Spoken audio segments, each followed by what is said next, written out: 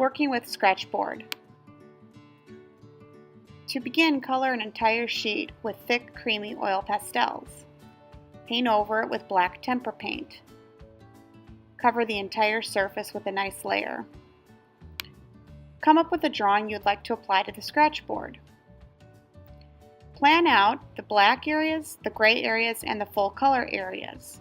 Number them 1, 2, and 3. Using the scratchboard paper, place down your drawing on top of it. Using a pen, trace over your entire drawing.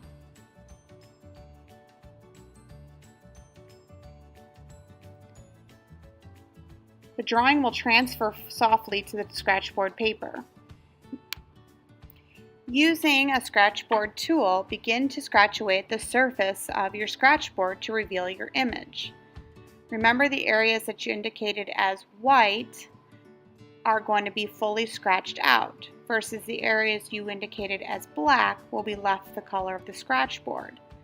All areas that you want to appear gray, meaning half black, half white, you're going to scratch with some sort of texture like I'm doing on this poodle.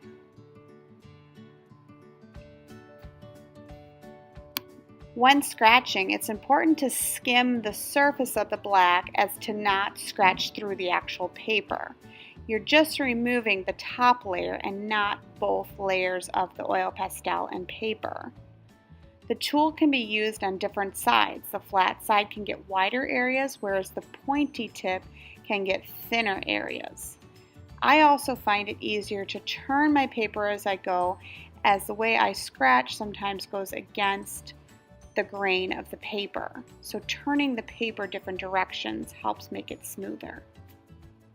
If I make any mistakes, I can go back with black paint and fill in those areas at the end. Give your drawing as much contrast as possible by trying to equal out your areas of color, black, and gray.